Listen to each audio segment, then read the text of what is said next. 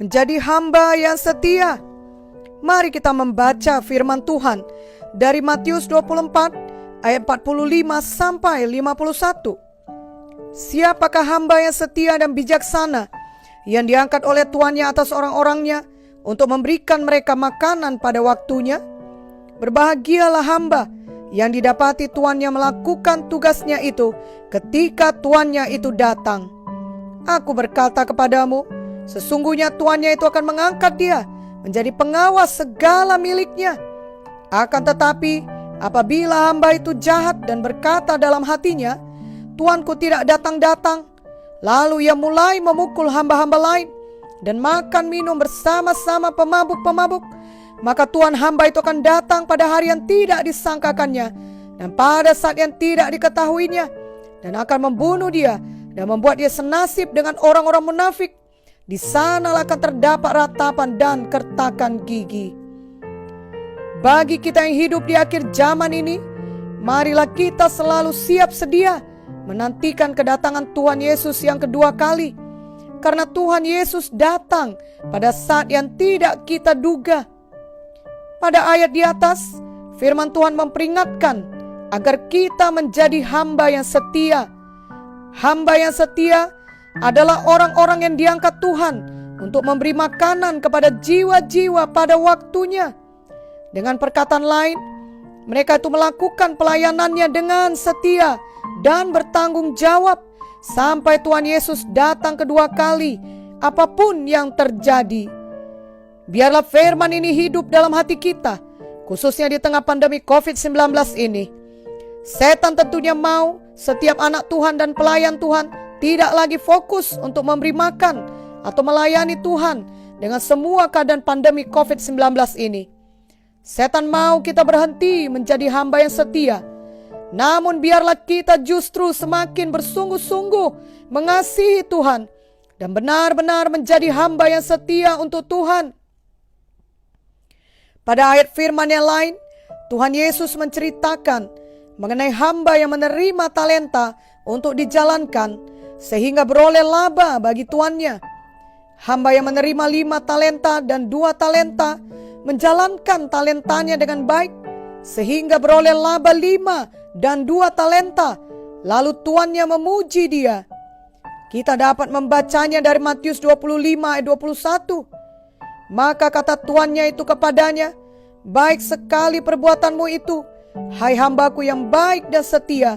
Engkau telah setia dalam perkara kecil, aku akan memberikan kepadamu tanggung jawab dalam perkara yang besar. Masuklah dan turutlah dalam kebahagiaan Tuanmu.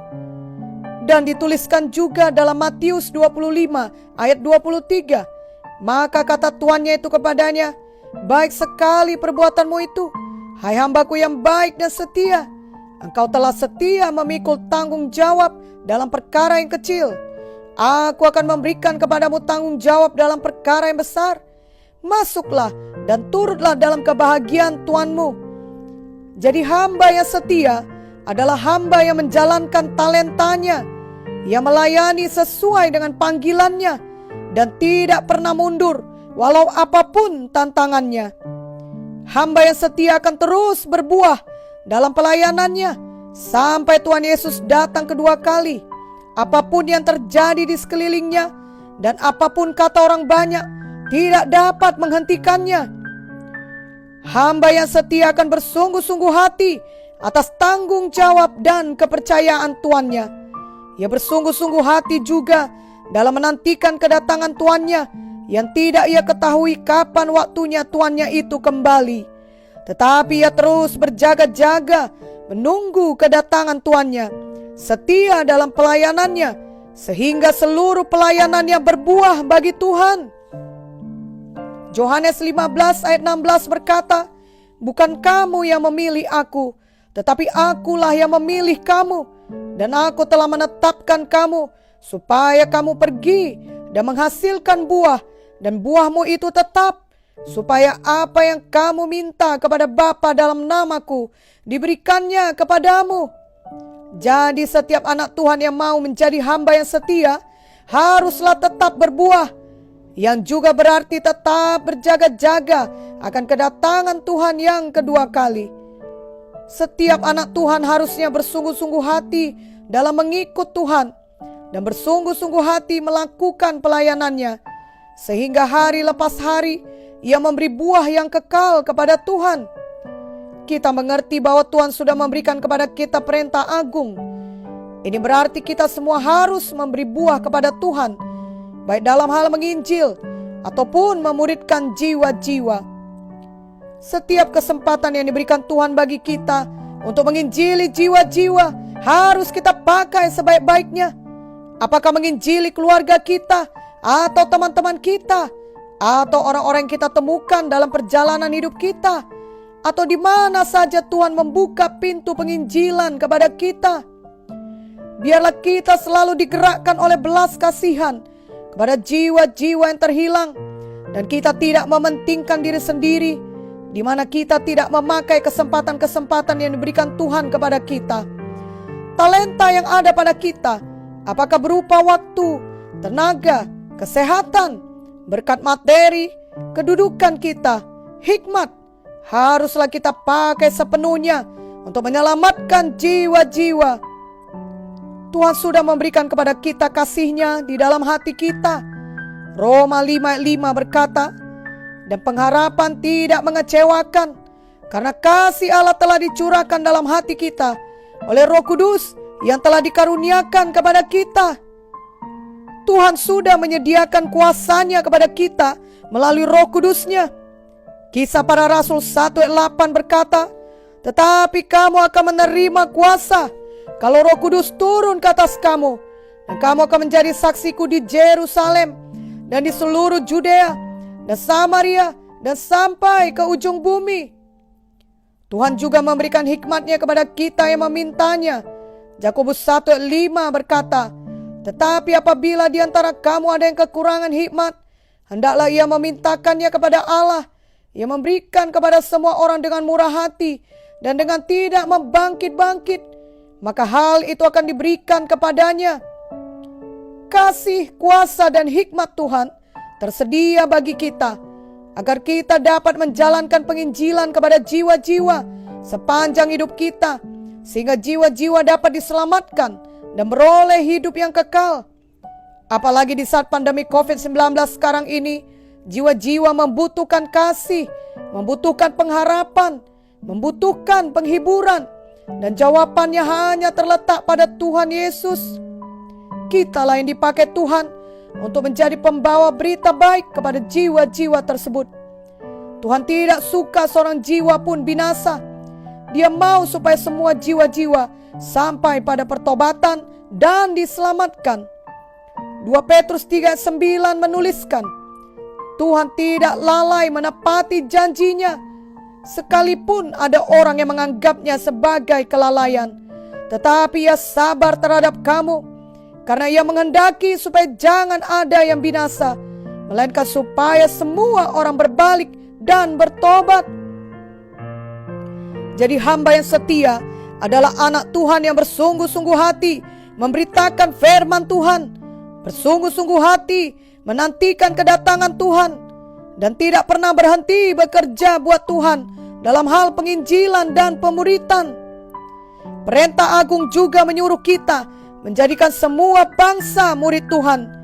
Ini berarti semua anak Tuhan harus mau dimuridkan dan memuridkan. 2 Timotius 2:2 berkata bahwa kita harus dapat memuridkan, sehingga murid kita dapat memuridkan orang lain lagi. Hamba yang setia akan berusaha sepanjang hidupnya menjadi murid Tuhan Yesus yang baik, di mana dia akan mematuhi semua perintah Tuhan sepanjang hidupnya.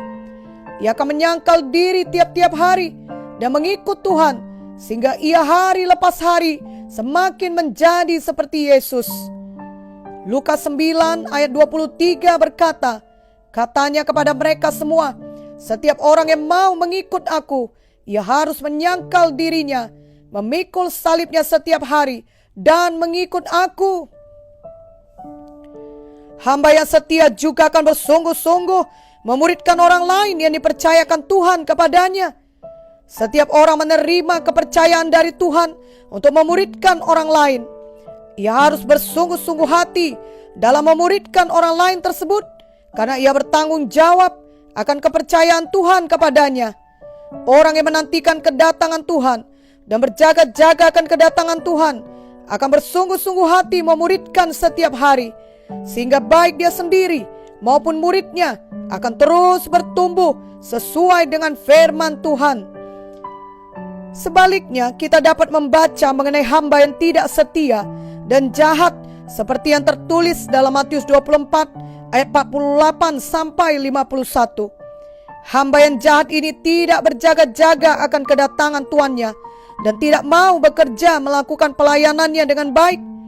Ia jahat terhadap hamba-hamba yang lain, makan dan minum bersama pemabuk, yang berarti hanya melampiaskan hawa nafsunya, berjalan dalam kehendak daging.